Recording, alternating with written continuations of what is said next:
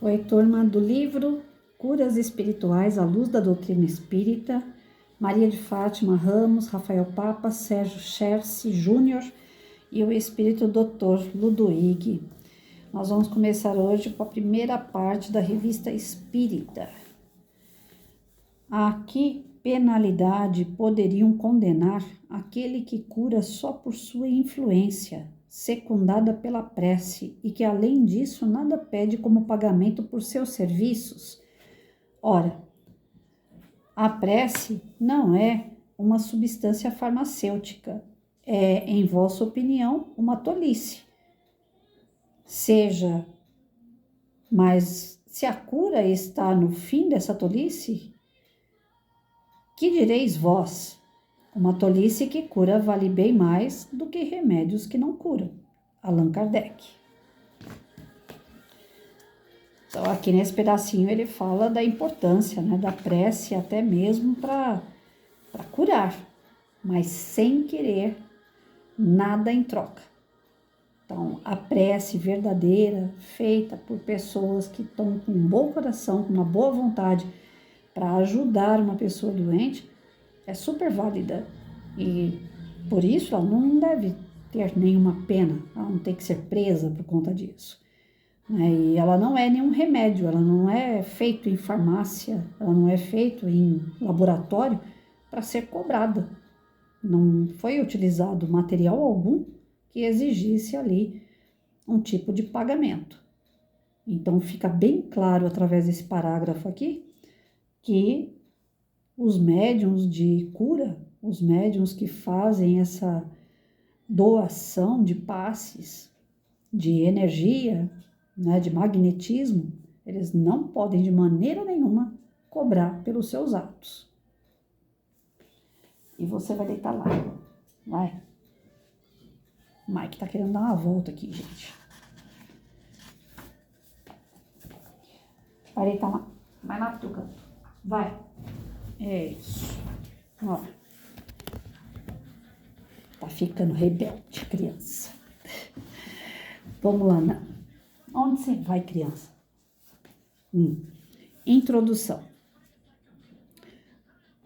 A Revista Espírita é um compêndio de artigos selecionados por Allan Kardec e publicados entre os anos de 1858 a 1869, 11 anos. Contém tanto textos autorais quanto mensagens de espíritas da época que colaboraram com Kardec para uma observação mais ampla dos conceitos e fenômenos que viriam alicerçar a doutrina espírita. Então, é uma seleção de textos que foram publicados em 11 anos, de 1858 a 1869, e são textos que são ligados a Kardec e a médiuns que trabalhavam junto com ele na época. Funcionava também como veículo de interlocução e divulgação do espiritismo. E ajudou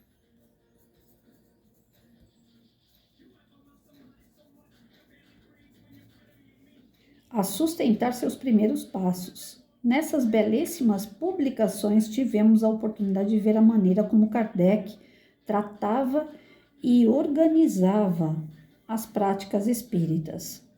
Nessa parte encontram-se selecionados 25 artigos publicados na Revista Espírita, que tratam da mediunidade de cura e dos seus desdobramentos mais específicos. Então, 25 artigos publicados falando sobre cura dentro da Revista Espírita. Após leitura mais demorada e reflexiva, conseguimos extrair o pensamento de Allan Kardec acerca da faculdade mediúnica de cura e resgatar o rico manancial de práticas espirituais ao longo de cada texto. Tal pensamento é, além de valioso para quem busca conhecer o espiritismo, fonte de inspiração para quem deseja, através da mediunidade de cura, encontrar auxílio ou auxiliar os mais necessitados de toda sorte.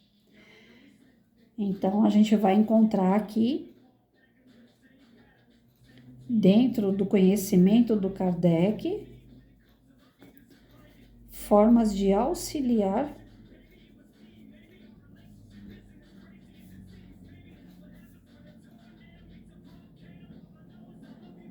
e ser auxiliado no tratamento de cura, através das obras do Kardec, ele está falando aqui. Revisitar esses textos nos abriu os corações ao aprendizado ofertado pelo mestre de Lyon. Gostaríamos, assim, de compartilhar com o leitor pontos fundamentais relacionados à mediunidade de cura, facilitando o entendimento da temática. Necessário é voltarmos ao espiritismo nascente e buscar beber das fontes límpidas que orientavam os trabalhos dos espíritas daqueles tempos. Resgatar esse cabedal de conceitos e experiências é também fazer um exame das nossas práticas contemporâneas nesse campo. Para iniciarmos nosso estudo, propomos as seguintes questões. Sabemos o que é mediunidade de cura? Como Allan Kardec lidava com essa faculdade mediúnica? Estamos com orientações seguras, segundo o Espiritismo, quanto às curas espirituais, ou estamos trabalhando com opiniões pessoais ao redor do tema? Temos ideia da importância do processo de desobsessão para aliviar a vida dos irmãos em sofrimento? Compartilhamos a seguir algumas reflexões que tivemos ousadia sincera de tecer sobre tais dúvidas. Então, assim, nesse princípio aqui de introdução, ele fala para a gente o seguinte: Revista Espírita eram artigos que Allan Kardec discorria por 11 anos, com vários temas voltados ao espiritismo, que é o ensaio para chegar até as obras da codificação. Dentro desses artigos, tem 25 que são reservados a respeito sobre cura. Só que ele fala que para você entender o tratamento de cura para você ou para você ajudar uma pessoa no tratamento de cura, é necessário você ter algumas interrogações aí bem respondidas. E aí vou repetir as perguntas que o Allan Kardec fez aqui, que ele vai discorrer ainda na introdução. O que é mediunidade de cura? Você tem uma ideia do que realmente seja isso? Ou você faz uma ideia de algo que você participou, de algum curso VaptVupt que você fez, ou porque você viu um médium trabalhar, ou porque você assistiu um vídeo? De fato, você sabe o que é uma mediunidade de cura? Como Allan Kardec lidava com essa faculdade mediúnica? Porque uma coisa é em 1800 e outra coisa é hoje, 2024. Nós pegamos o resumo do resumo do resumo do resumo do resumo que chegou na nossa mão. Allan Kardec era a essência.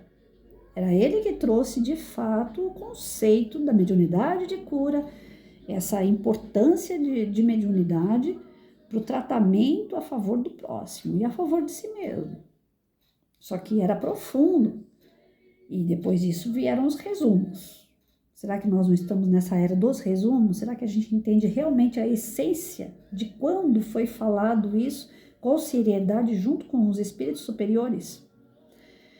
As orientações seguras quanto às curas espirituais, será que nós temos ainda essa ideia de quando foi criado ali pelo espiritismo, né? Ou a gente trabalha com opiniões pessoais, como eu falei. Será que hoje a faculdade de cura ela não está muito ligada? Aí eu li em tal lugar, eu vi um vídeo falando sobre isso, eu assisti uma palestra sobre aquilo. Nós formamos novas opiniões através de novas fontes, que essas novas fontes vieram de outras fontes e que não se cruzam, às vezes, com o espiritismo vindo de Kardec, mas vindo de fontes paralelas, de espiritualistas, inclusive, e não de espíritas. Acontece muito num trabalho mediúnico, se a pessoa já está acostumada a frequentar outro tipo de centro espiritualista, por exemplo, e ela entra numa casa espírita, quando é para fazer um trabalho mediúnico, ela não consegue atuar com disciplina como espírita. Ela trabalha como espiritualista.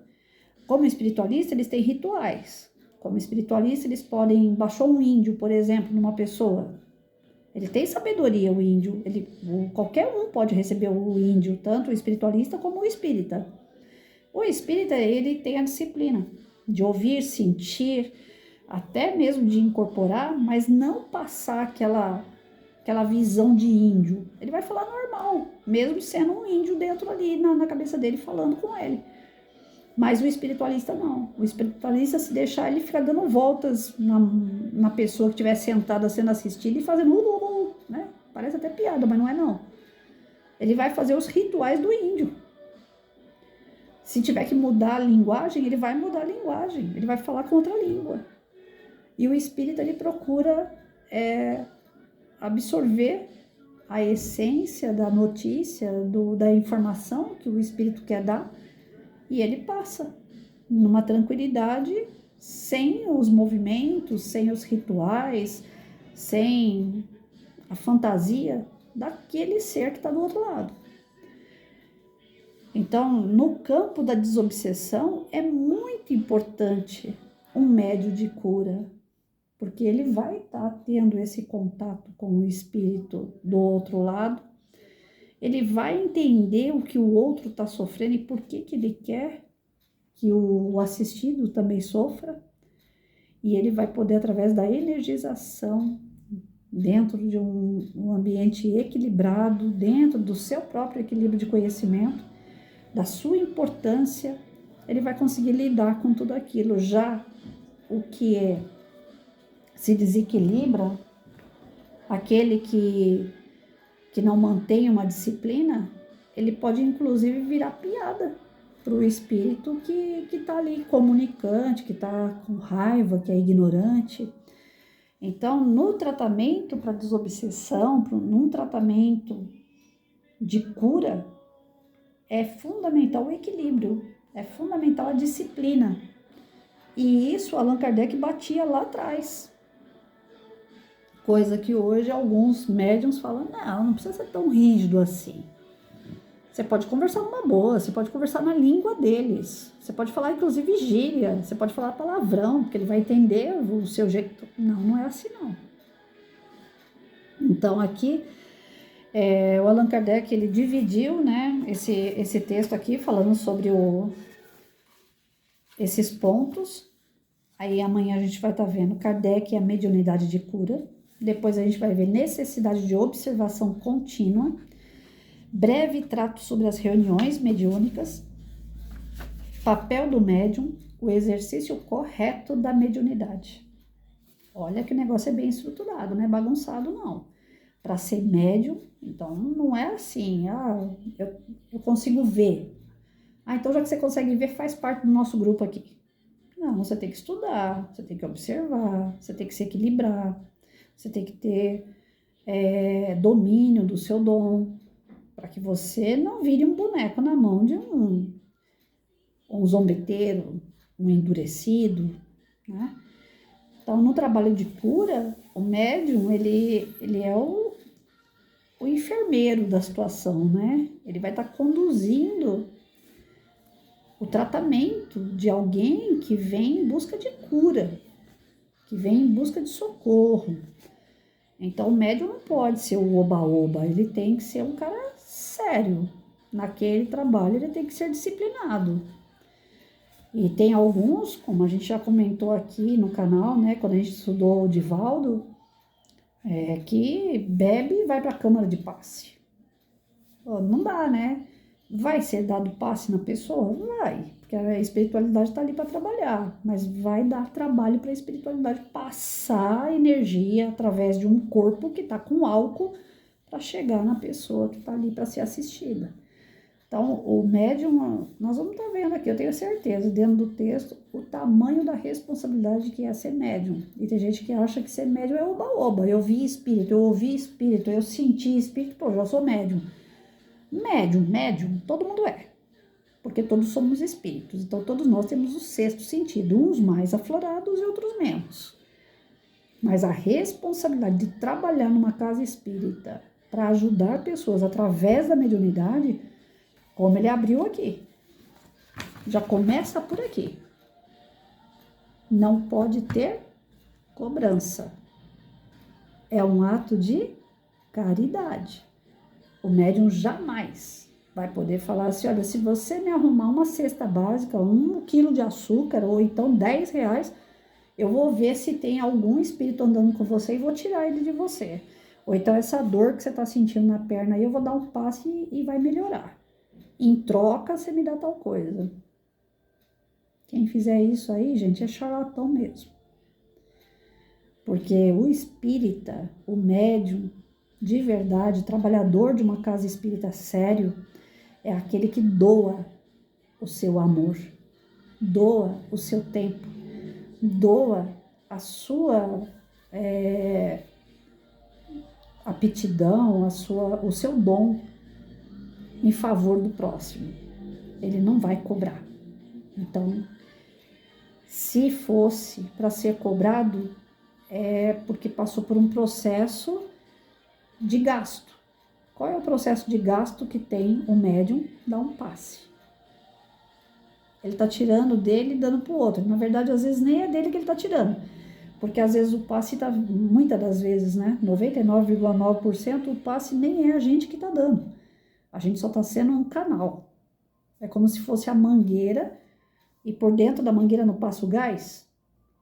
Não é isso? Então, o gás, a energia, vem do plano espiritual. Nós somos o canal, a mangueira. Então, passa, canaliza, sai pela mão do médium e vai entrando no perispírito da pessoa assistida. A espiritualidade poderia fazer isso diretamente, sem o médium? Pode. Mas muitas pessoas precisam ver alguma coisa para acreditar. Então, quando vê o médium, aí ela acredita que através do médium incorporado vem uma energia e abraça ela. Então, o médium ele só faz o intercâmbio entre os desencarnados e os encarnados. Para isso ele não tem que cobrar nada, porque Jesus mesmo disse que muito vai ser cobrado de quem muito foi dado. Então, se foi dado o sexto sentido, você é médium, você pode trabalhar em favor do próximo e você não vai fazer isso, vai acumular energia. Vai acumular em você coisas que você deveria dar, doar. Isso pode vir em forma de doença. Muitos médiuns ficam doentes no final da vida por falta de trabalhar sua mediunidade. Alguns chegam a ficar loucos, desequilibrados, porque não trabalharam a sua faculdade mediúnica. E é uma coisa muito séria mesmo. E a gente vai dando continuidade amanhã, tá bom? Fiquem com Deus.